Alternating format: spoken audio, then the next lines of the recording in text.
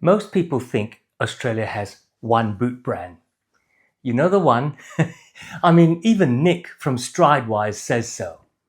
Come on, Nick, take a look at these.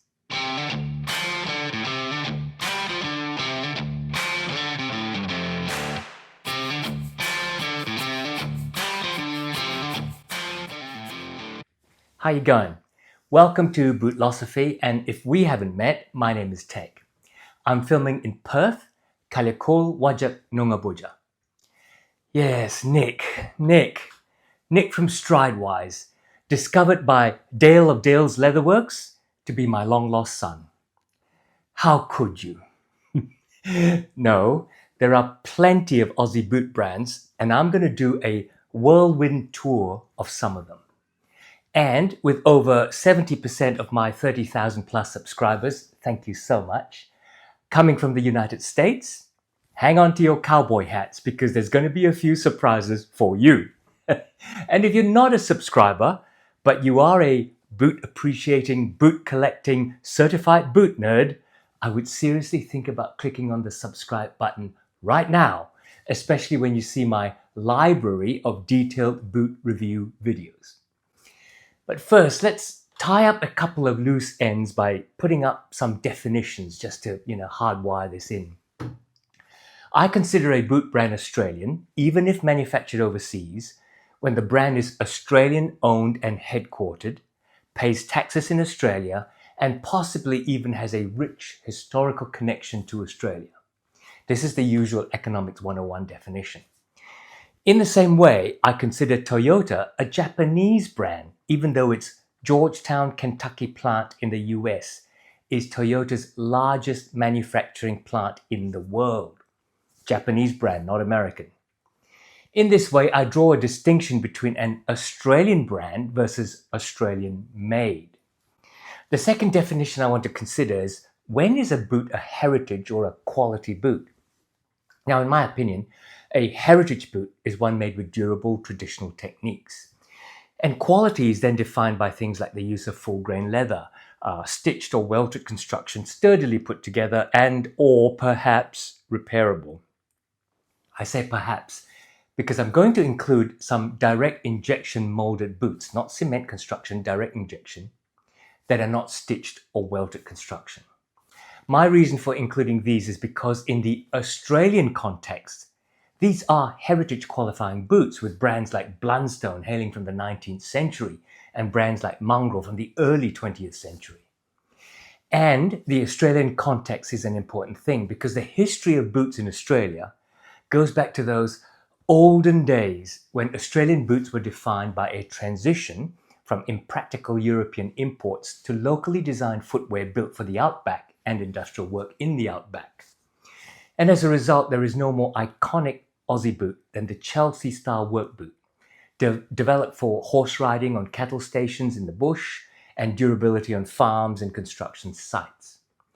For those reasons, though, I'm leaving out of quality and heritage boots and shoes that are actually really cement construction footwear made by fashion brands, even if those brands are based in Australia. No names, no pack drill, but they're not going to turn up in this video. So in my whirlwind tour of some Aussie boot brands, I'll group them into those that are made overseas, those still made in Australia, and then I'll round off with some that I do not possess but have been tracking. I'll leave links to all of these brands' websites down below. Only 2 of them are affiliate links, the rest are not. But first, let me show you 2 brands from different ends of the price spectrum that no longer exist. Rivers.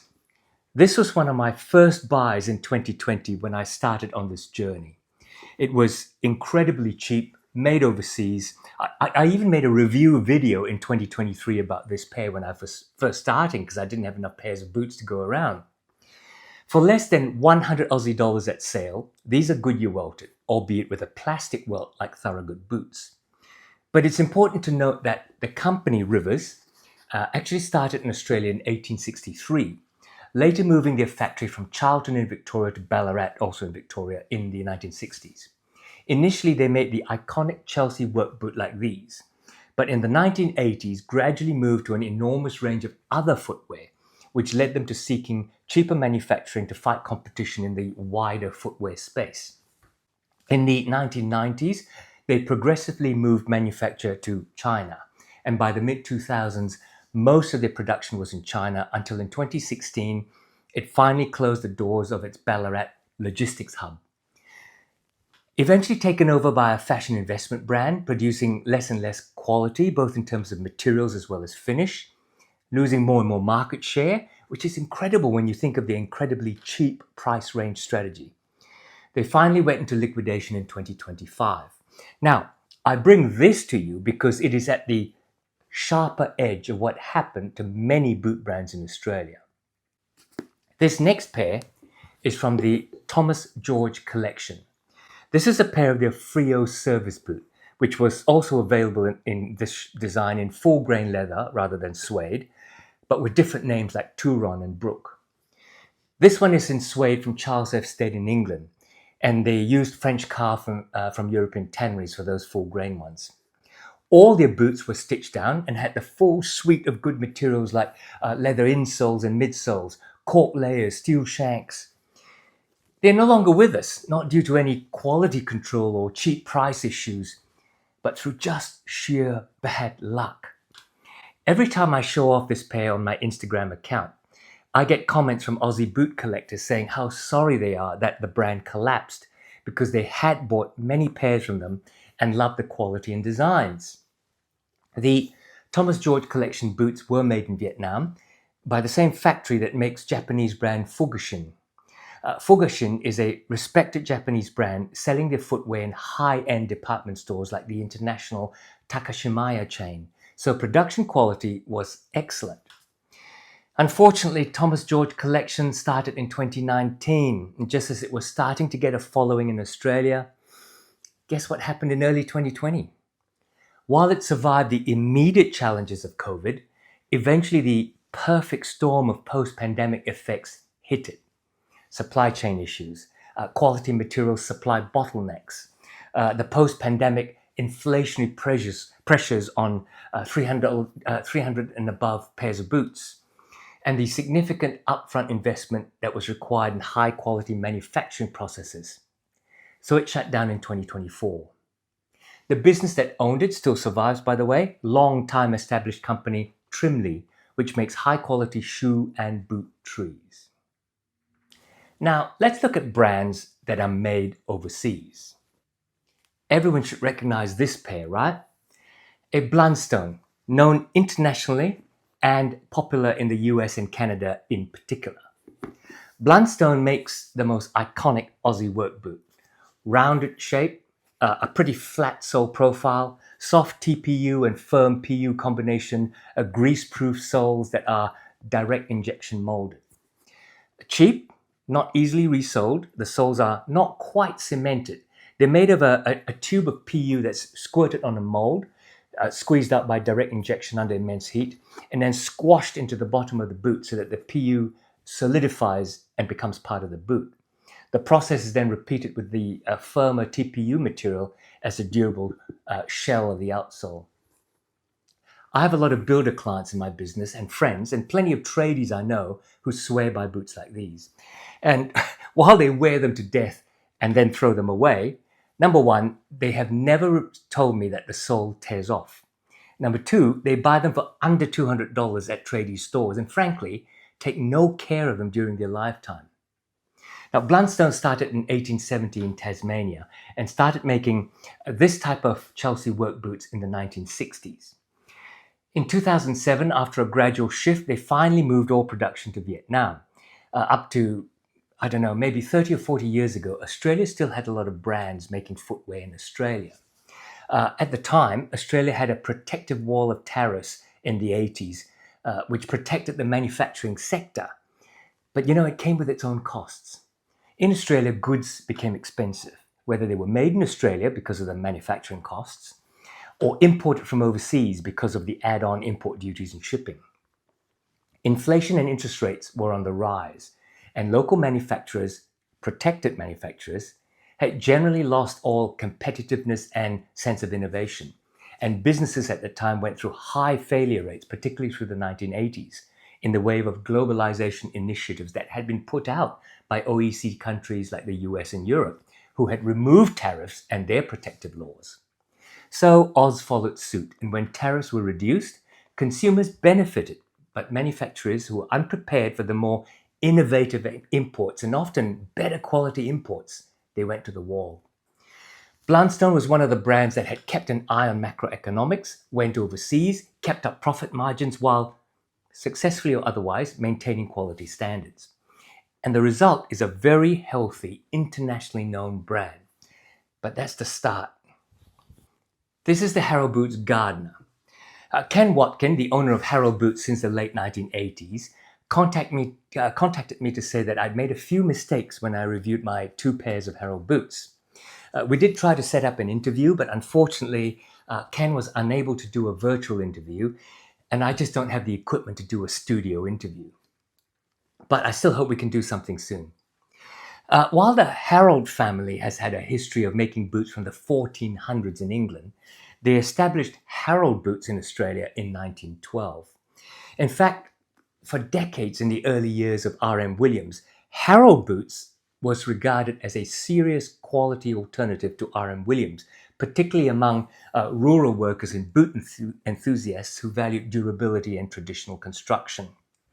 In fact, some industry sources claim that Reginald Williams, the founder of R.M. Williams, modeled his first elastic-sided Chelsea boot on the designs of the Harold family, the grazier, who had been making hole cuts in Melbourne since 1921, roughly 10 years before R.M. Williams started.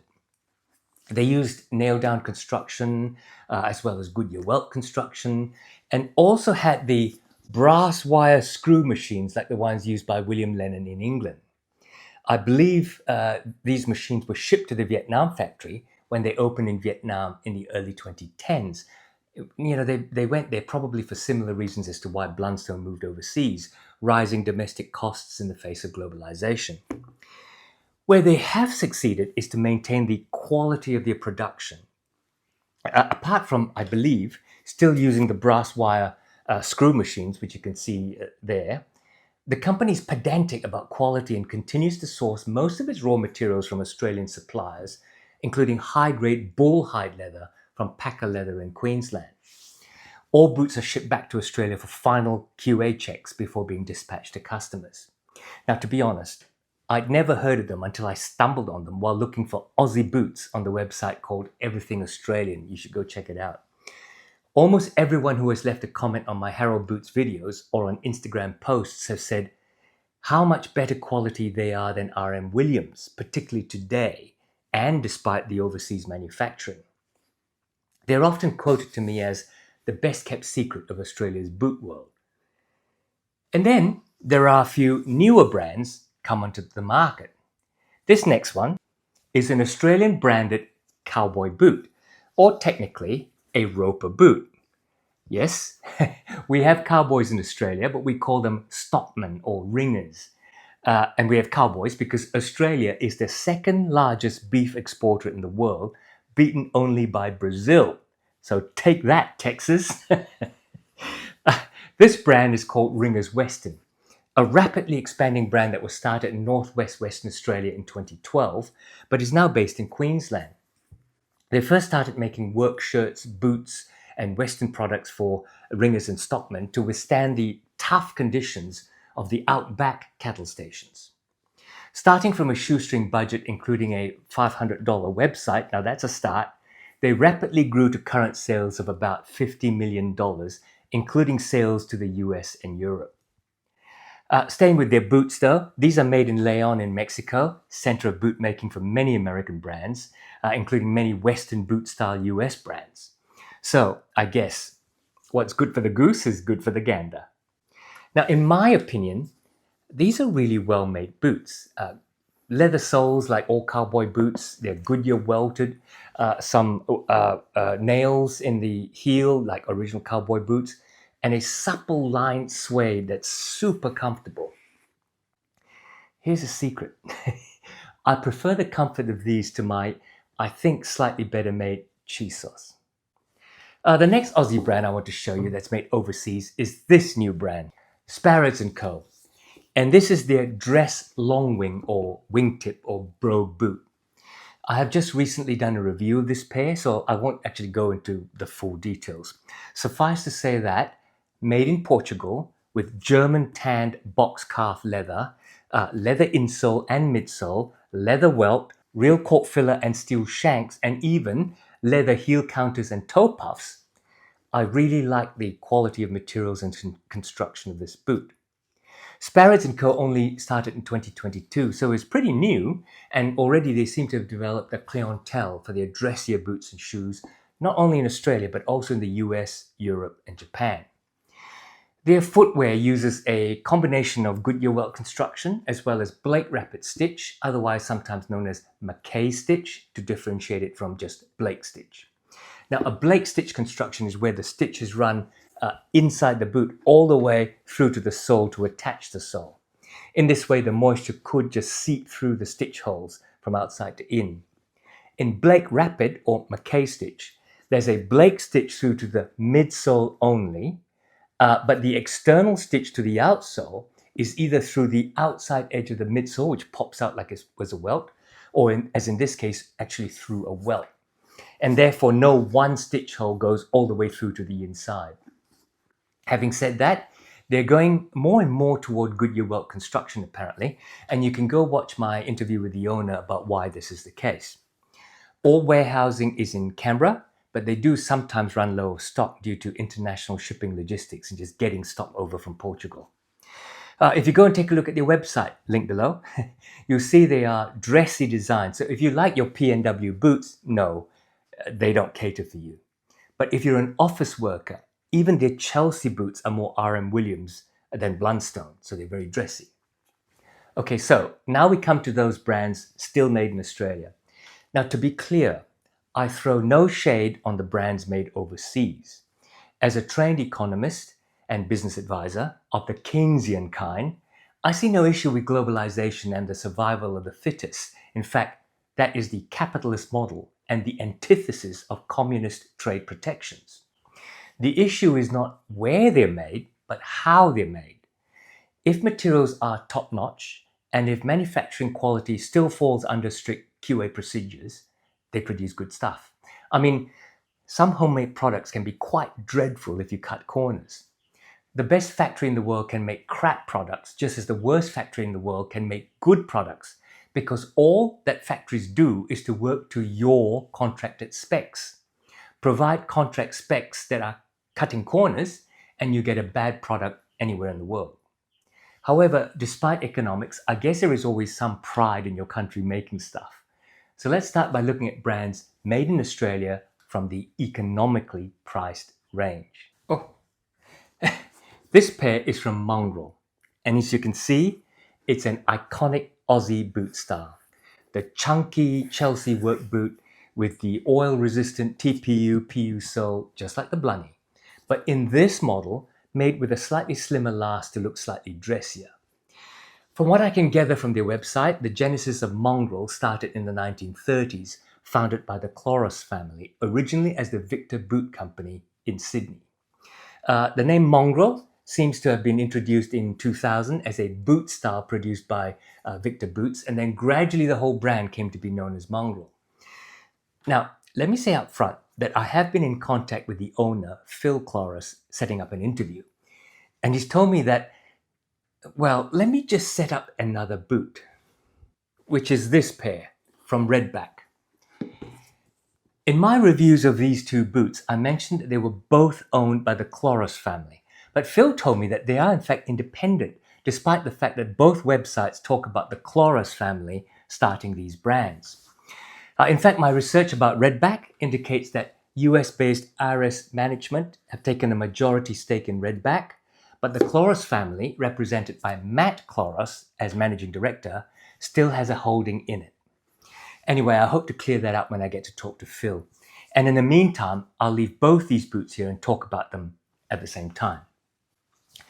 I think it's fair to say that, especially through YouTube creators like Rose Anvil, Redback seems to have gained more international exposure than Mongrel at this stage, often cited with the clickbait title, The Blundstone Killer. As you can see, Redback also makes the Aussie Chelsea work boot style. This one in particular is an aggressively chunky toe, aggressively grippy sole model that just looks like it should be on a farm or in its steel toe version on a construction site or in a mine. Both use the direct injection TPU-PU sole construction like the Blundstone, which since the 1960s has been a particularly popular method of construction for these types of lightweight Aussie work boots. Both Mongrel and Redback are within the Blundstone price range of mostly around $200. Both Mongrel and Redback source leather from selected Australian and New Zealand tanneries using full-grain cowhide that's 2.5 to 2.7 millimeters thick, which is about 30% thicker than some other so-called work boot leathers.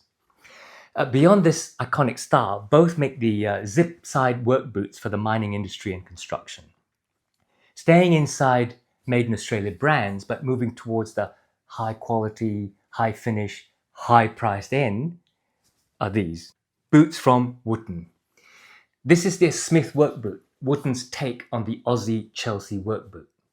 Wootton also make lace-up derby and service boots, and they are a handmade, largely made to order craft business based in Ballarat in Victoria. Run by a husband and wife team with half a dozen workers, they make a small run of ready-to-wear, but mainly work on a made-to-order model where you can choose a basic boot design and then change everything from the uppers leather to the burnishing, to the sole, to the finish of the edging, and honestly, up to like hundreds of other options. While they offer materials like Vibram and Dr. Soul outsoles, they try to keep their supply chain very local using tanneries in Victoria and New South Wales, as well as local rubber outsole suppliers, thread, and really as much as possible. An off-the-shelf handmade boot is around $775 to 980 Aussie dollars. And MTO, depending on your choices, depending on if the last needs to be fitted to your foot, could get up around $1,200. Obviously, you're not buying off a factory line, and it's made specifically for you by hand, down to the wet molding of the leather heel counters. Yeah, I know, not everyone can afford those prices. But if you're a serious boot collector, or if you really want one repairable boot that will last you your lifetime with the comfort of being properly fitted for it, you would make sacrifices for that one boot. And of course, that's not to even compare it with the other high-priced brand made in a factory, despite being tagged as handmade, the R.M. Williams Comfort Craftsman. In this, their most popular makeup, the Chestnut Yearling. So here we are, finally looking at R.M. Williams. The only brand, huh? What to say? Icon, heritage, history, international brand, been in overseas ownership, something that makes it less Australian in my opinion than being made overseas. But now it's been brought back to Aussie ownership by Australia's richest man, iron ore mining billionaire Andrew Forrest. People in Australia know all about Andrew Forrest, and whether you like him or hate him, he is a strong supporter of Australia as a brand, and since his takeover has been gradually bringing all manufacturing back to Australia. Now, to be clear, R.M. Williams' boots have always been made in Australia, but some of their other products, like clothing, for example, belts, have not. Forrest is gradually bringing everything back. So what do we have here? This is the much maligned Comfort Craftsman, different from the original Craftsman, which is still kind of available. The website has become quite fashion-oriented, so it's hard to tell. Where the OG Craftsman was an all-leather boot, this Comfort Craftsman is aimed towards the less sophisticated boot wearer. I say that with all respect, by leaning on the immediate comfort of a pour-on insole. Yes, there has been some changes in materials inside, like the use of leatherboard and rubber. That philosophy has enormous marketing advantage because if you're someone who maybe hasn't worn heritage boots before, you can get your feet into an icon and not feel like you regretted it afterwards because you hadn't realized that they needed breaking in before they felt comfortable. How long is this going to take? In these, no breaking in is really needed, and you can walk into a boardroom looking like you're a company director. When these were $500, I got my first pair so long ago for around $300. But when these were $500 when I first started reviewing them, I said they were good value. When they were $600, I maintained that opinion. Now at 700, ooh, looking at my really, really handmade, custom fitted wootens at 1,000, not much more, I no longer say that. They are expensive. But you get a still well-made boot, and in Australia at least, it is an icon. You wear it like you've made it. And if you go overseas, it's likely people will recognize it as an expensive brand, kudos, unlike most of the other brands that I've talked about here. In fact, most people will say, it's Australia's only brand of heritage boots. Is that worth $700? Looks like I'm back to where we started, huh? Before I finish, let me run through a few more Australian brands. Now, I don't have these that I'm about to show you. Either I haven't got myself a pair yet, or I did have one and then for some reason, like perhaps the fit, I've sold them on. I'll show you B-roll as I talk if I've had them, or I'll bring in photos from their websites on screen if I've never owned them. Let's start with Baxter Boots. Baxter Boots has claims to being Australia's oldest boot brand, having been established in 1850 in New South Wales, making tough riding and work boots. Sound familiar? I believe they are still family owned, now in their 5th generation. In the 1980s and 90s, production started to drift overseas to Southeast Asia and China, and now 90% of their boots are made overseas, with some specific premium models still made in Australia. They currently make, guess what, a range of Chelsea boots, as well as some lace-up work boots, Western-style roper boots, and rubber Wellingtons. Taking a quick survey, Baxter Boots still seem to have a strong presence in the equestrian and the primary industries, farming and cattle and sheep station markets, particularly in the eastern states of Australia. The next two Aussie brands I want to talk to you about is Rossi Boots and the newer brand S. Kidman Boots. Where R.M. Williams is owned by Australia's richest man, Rossi and Kidman are owned by Australia's richest woman, Gina Rinehart, who made her billions fighting for and then finally inheriting her father's iron ore mining empire and then building upon it. You might be getting the drift of how to become a billionaire in Australia. In fact, Rossi is another old Australian brand founded in South Australia in 1910 by the Rossiter family. It made, yep, you're right, riding and work boots for the pastoral industry in South Australia and eventually across the country, including, here we go again, riding Chelsea boots, boots that look much more like R.M. Williams than Blundstone. After 110 years and 4 generations of the Rossiter family, it was sold to another Australian heritage wear brand, the Propel Group, in 2020. But that takeover didn't take, and in 2023, Gina Rinehart bought it over through her private family company. Rossi has always made their boots in Australia, and she has continued that. Then in 2024, Ms. Rinehart started the brand S. Kidman alongside the Rossi brand. First, it was a store brand in Tamworth, New South Wales, and then it became a boot brand. S. Kidman is in fact also the name of her private family investment company. The S. Kidman brand differentiates itself from Rossi by making premium boat shoes and premium riding Chelsea boots, selling for $500 and aiming for the R.M. Williams market. Here's the interesting thing though. Whereas Rossi is made in Australia, the S. Kidman models I've seen have a Made in India tag in them. I don't know if that maybe was just a few models that I saw, or if all of that brand is made in India. Not that there's anything wrong with that, but with what Andrew Forrest is doing at R.M. Williams and Gina Rinehart being staunchly patriotic in her undisguised politics, it seems divergent. But in fact, the next brand's boots and shoes are also made in India. And as I say, nothing wrong with that, especially as you see the quality of Indian brands like Craft and Glory and Blackbird, and the second line of boots that often Northampton brands will produce that are also made in India. Kennedy Parker is the brand that I've noticed recently, and they pop up regularly in my social feeds. Kennedy Parker started in 2021, founded by Jane Ann Power in Adelaide. Now, I've never seen their products in real life, but the website and social feeds show good looking boots and shoes. And I'm hoping that when the next time I go to Adelaide for business, I'll be able to take some time off and maybe go and see the store in Gaze Arcade off Rundle Mall. They sell in a physical store in Gaze Arcade as well as online through their website. They sell their boots at the $3.99 to $4.29 Aussie dollar mid-range and offer an attractive line of brogue boots called the Trenton, Capto Derby boots called the Harris, and Chuckers, very nice looking ones, and of course the ubiquitous Chelsea boot. They're made using Blake stitched, Blake Rapid or McKay stitched, and Goodyear welted, depending on the model. It's good to see today, not made in Australia, sure, but it's good to see new boot brands coming up recently like Kennedy Parker and Sparrows & Co. and to see heritage stalwarts like RM and Redback operating alongside the handmade craft workshops like Wootton. How long will the interest in quality and heritage boots last? How much interest was actually shaken up in Australia by the international boot trend?